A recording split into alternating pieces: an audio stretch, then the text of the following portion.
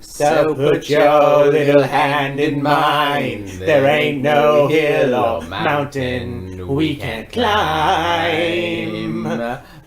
Babe, pluck, pluck, pluck, pluck. I got you, babe. Pluck, pluck, pluck, pluck. I got you, babe. Pluck, pluck, pluck, pluck. Hey there, campus, rise and shine. Don't forget your booties because it's cold out there today. It's cold out there every day. What is this, Miami Beach? Not hardly. And as you know, there's going to be a travel's going to be hazardous later today because of this blizzard thing. That blizzard thing. And that's as far as we get. Yeah. Hey there, everybody. I'm Randy. I'm Bobby. And today is...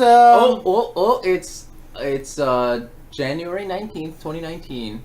Trump is still in office. Trump is still in office, and it's 9:24 p.m. This is our seventh. This is our latest. This is our seventh viewing of Groundhog Day. I was out all day today at a class for 8 hours, and then I had to do this. And if the sound quality is a little bit bad, my mic decided to die. What kind of a mic was that?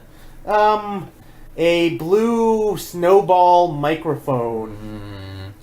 Yeah, How much did it cost you? I don't remember. I got it refurbished. It's like I said, there's something with the wire. But enough about that. But clearly, we have to buy a new mic. So, Bobby. Yeah.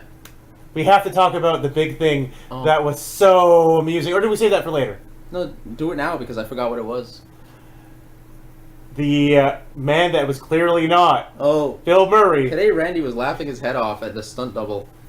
So during the big chase scene, the second chase scene, when Phil kidnaps Phil, there is a scene as they're entering towards the limestone quarry, and they break through the gate where it's clearly not Bill Murray, and that is very clearly a stuffed animal sitting on his lap. Yep. And for some reason, maybe because it's the seventh viewing, and I had the giggles for like a solid 5 minutes. And it was the most amusing thing that I have come to in a while. It was clearly, a stunt double. It looked nothing like Bill Murray. His head was bigger. Mm-hmm. He seemed a little bit more bigger overall. The Groundhog teleported from like the floor back up to the steering wheel. And it was like it was either an actual teddy bear or it was a raccoon, a stuffed animal. I don't know, but it was aces. It made me laugh. Yeah. He did laugh quite a lot. He was laughing hysterically. We rewinded for like five minutes. So we had to rewind it because it's like we had to pause it and take a look at it. It's great. It's great. And I guess that was your highlight of this. No, episode. Definitely my highlight of this viewing was that. You had a good highlight that makes you laugh every week, but I can't remember what it is because today I counted how many times Bill Murray gets slapped by Rita. It's 10. Only 10. Yeah, one in the beginning 10. And then 9 in the big montage. Well, like one in the beginning, then the second time, and then there's 8 in the montage. So yeah. Yeah. Right after it.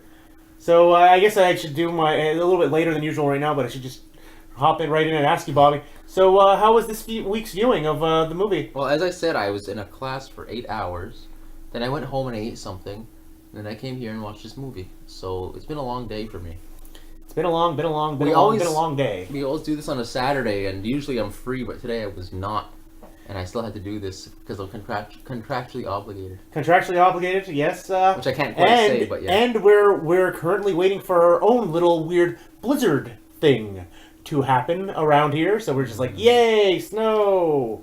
Yeah, I'm going to fill my car up quite a bit. But this movie still holds up after 7 watches, 7 weeks. I don't know. 7 times watching it. Still holds up. It's a great film. I already find myself looking for stuff in the back. We were looking for stuff in the background today to amuse ourselves. No, I'm looking for stuff in the background, not to amuse myself, but for content. What did you find today? I know you found something. I forgot what it was. The puppet.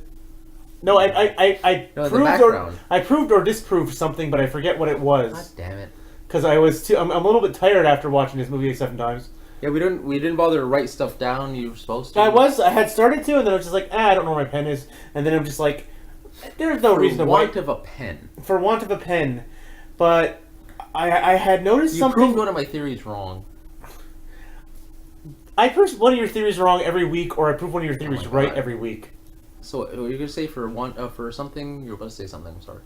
One thing I did notice is that during the I Am a God scene... No, not that one. The scene prior to the I Am a God scene, when he's sitting there with Nancy and she gets angry at him, you can clearly see that they got there later in the morning because during their conversation, Nancy is standing up and has her jacket on, and she's clearly paying Doris as she's trying to leave the building. We're also at this point in time convinced that they only hired the actress who plays Nancy to stand in that Groundhog's Day festival once because she's never there again. Yeah, and that's like I need to sit down. The people we thought were her were not her. I need to put up my giant murder board, and I need to start doing like shots of the thing, and I have to start looking at this like critically, going, okay, so how are we as the viewer seeing this scene every time, and is there a way that we're not seeing her because of we're not seeing it from the proper angle? It's not. I can point to you. There's a woman in blue who she's right to the left of the woman in blue, but in the long shot she's not there. And any other day, it's like this is my own Zapruder film right now. Zapruder film? Zapruder? Yeah. What was it I proved today that I proved one of your theories right? Wrong. No, I remember what it was. It was the daytime nighttime thing where it was like, what time is 4 o'clock? And then I realized, no wait, it's still winter, so it still had been dark either way. No, the room was too bright. That was when it was proved right. The 4 p.m. was the dark because he only had that one lamp on. Yeah. When he's calling the long distance to be like, when's right at the beginning? When is this? He's like, oh, I know the long distance lines are down or whatever. I'm sorry, it's like you asked me to remember too many things. You kept saying, remind me about the meat thing. Remind me about the meat thing. Paper. And the meat thing is unrelated to anything we're talking about right here. It wasn't related to anything, but I thought it was funny. I'm sorry. Yeah. I sat there stone-faced. It's like, to say the least. I was hysterical. And then we also came to the realization that Debbie and what's her Fred Kleiser. Oh, that Fred took her name because when they're introduced during the I Am a God scene, Debbie Kleiser. It's Debbie Kleiser and Fred, and then he introduces them to Rita as in the final scene. Fred and Debbie Kleiser. In the final scene, so he took her name. Fred took Debbie's name. Or in '93. Or they were both just named Kleiser and maybe he married his own cousin. Yeah, it could be distant cousin type of thing. Yeah. And we're writing backstory already for them. Yeah, and it could, but that's why she didn't want to marry him. She was having last-minute jitters because she was worried about marrying her own cousin. Yeah, but it's like they had to have at least been kissing cousins, like so that sort of a distance. But the other thing that I like is the fact that they both eventually go on to be DC stalwarts. You have the guy playing Fred, whose name I can't remember right now. Ends up playing General Zod in the Man of Steel films and in Justice League, and then you have the one who playing Debbie, whose name I can't remember right now because I'm too tired. Walsh. Thank you. Ends up playing Starfire on the animated Teen Titans and Teen Titans Go series. Yep. So it's like that. I remember her for sounding like this. Yes. Yeah, this is her early work. Very early work. And she does some like weird slam dancing in the final scene. Yeah. When Phil's playing the piano at the last party, and she's like crazy. She's like banging her head and flailing her hair all over. Wow. So this is going to be a weird observation, but this week it felt like the movie went by fast, but it feels like this is going by so slow. Mm-hmm. Yeah, again, we can't quite figure out what's going on at the bar. Why, like, when Phil is talking to Rita and he's doing like the whole save scumming part, it doesn't match up with the final day. And the people who are there are different. There's little things. Well, some of it's just different timing, different things. It's like coming in at an earlier part of the night as opposed to a later part, so on and so forth. Like I think some of the other stuff happened after the majority of the party actually occurred. Like that final date. Like why? Take that thing away from my shoulder. Yeah, you keep hitting into a speaker. And then there's the fact that I believe that there are other people that are also stuck in this loop, but they just don't seem to care. The bartender. The bartender has seen Phil do his shtick over and over again. Although we do think that one of those signs of him shaking his head disapprovingly are just recycled footage. And I think they did that a couple of times. They didn't pay him to do it again. Recycled footage. That's actually pretty good.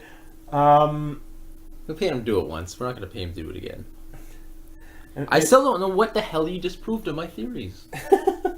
We're starting to go loopy here because like he's been in a course all day, and I've been doing what I do. He's Randy when I'm home alone. He's got back pain and stuff. No, that part's getting better now. It's getting better. Mm-hmm. Rita's southern accent. Yeah, it's like my headcanon for that I think is that her family originated from the South, but because she's working in the television industry, that she's trying to mainstream. She's trying to mainstream it and try to keep it as flat of an American accent as possible. But it pops out every now and then. then. But every once in a while, when she's very emotional. Oh, feel. Yeah. So that's always good to notice there. It's always good to note her accent. Again, we noticed there were good facial acting. Yeah, it's the many faces of Rita. We noticed who else did we notice? We noticed Nancy's facial acting, I think. At some point, or we know somebody else's facial acting, but I can't remember who it was. Well, just to tell you how much out of the movie I am this week I for the life of me barely remember Chris Elliott in this movie at all this week. I'm like, oh yeah, wait, he's in this movie. I completely missed Phil kissing that woman again. The Mrs. Lancaster, the woman who runs the Mrs. Lancaster hotel. Yeah, I completely missed that. Somehow my brain didn't even pick it up. But I did pick up the two people who were dressed as Groundhog furries. Yeah, and then I made a joke. Early furries from '93. Yeah, they existed. There weren't that many. They existed. Early internet. What do we call it? What's the name of the chat room? It would have been like Usenet. Usenet chat rooms. Gotten together on like the BBSs. Early furry Usenet chat rooms. They probably met on. Actually, at this point, probably it's like is this the age of AOL? They may have met some like AOL chat rooms. 93. I don't remember. It's like we'll have to look. This is no, it's later because it's like I only started having internet around 95, 96. Yeah, but we're from a small shitty town, so. No, it's like but remember, it's like I had access to it earlier because of connection. So it's like I was being introduced to the internet earlier on. He's very connected in the internet world for some strange reason. Yeah. Mm-hmm. Oh, we came up with Phil's internet name. Right? Yeah. The Weatherman. Weatherman. 42. 42. Yeah. Because he was in that town for 42 film days. Yeah. The Weatherman 42. Or no, that's how many days left of winter, like out of 6 weeks. Yeah, but that was how many we see filmed in the day. And in the movie, it's like you are able to determine that from what he's said and then what we've seen that he's been there for at least 42 days, which is 6 more weeks of winter as the whole thing. We thought that the beginning scene was completely useless. Yeah, that doesn't really serve a point, I find. It's like I understand it like from a construction standpoint. Let's introduce them and pad out the movie by about 5 minutes for some strange reason. Just introduce the characters, give you a taste of them, and don't just throw you into it. It doesn't need to open twice, that's for sure. Yeah, it did not need to go to an opening twice. But the end credits also has the same clouds from the opening credits that they tacked on at the beginning. Was it the same trombone music? I noticed it was like... No. Oh, we got to... I don't think so. I think it was still playing the... It's almost like being in love. And I think they were still playing the instrumentation of that before they started playing the do-do-do-do-do and started playing the Weatherman. Song. Yeah. No, the Weatherman doesn't play at the beginning. At the first opening, when the clouds are shown, there's another and then we don't hear that again. Trombone song. And then we don't hear that again. Because the second opening, you get the Weatherman. And then the closing credits, like I said, you get them the always being in love. It's almost like being in love than the Weatherman, yeah. Yeah, and then the Weatherman, and then it just keeps on going and going and going. We're trying to figure out what exactly Phil and Rita are going to do now that they've moved to Punxsutawney. Yeah, that's a weird thing. They can't work in Pittsburgh News anymore. Maybe. Well, here's a thing for him. Maybe he'll run for mayor because he knows the town so well. Yeah, because Phil can play the piano and he can ice sculpt, so maybe they'll make money off him as an artist. And she always wanted to just follow her French poetry. Oh, maybe she'll be a poet. And shit. They seem to be pretty affluent because look how much money he throws around when he's out there. Well, that's the last of his weather money though. Well, it's like you never know. You never know. Was it you that was saying that there's it must have been me because there's nobody else here. That there's another version of this out there, or another script out there with it turns out that she's been living through February 3rd over and over again, or something like that. Oh, that was in the IMDb trivia or something like that. One of these days we're gonna the ending was talking supposed about that. The twist ending was supposed to be like at the end we find out that they get to February 3rd and we find out that she's reliving it over and over. Here we go again! And then it ends. But that didn't happen in the final cut, no. Oh, I remember what I proved. I just proved for you. Please tell me, because it's been killing me. Okay, so at the beginning of the movie, Bobby was convinced that during the second opening, when they're driving to Punxsutawney, there's a scene in the van where she starts going, and the groundhog comes out of his hole. With her southern accent. With her southern accent, and she's making a little face with her teeth, and Bobby's been convinced that he never sees that happen. So how is he able to mimic it afterwards? And it's like, no, he very clearly sees her do the coming out of the hole. No, but when he turns his head, he looks and he could only see her in his peripheral vision for like a second. No, it's longer than that because it's like enough for her to see, because she's already starting to do the keep thing before she goes coming out of the hole. Mm-hmm. And he's like, oh, and then he closes his eyes while he's listening to her, which I took to mean is that he's the groundhog not seeing his shadow. Oh my God, you've brought it deep again this week. Because it's Phil and Phil. Are you saying that she's his shadow? She's his shadow. Because seeing his shadow... Oh God! Seeing his shadow... No, not seeing his shadow means that...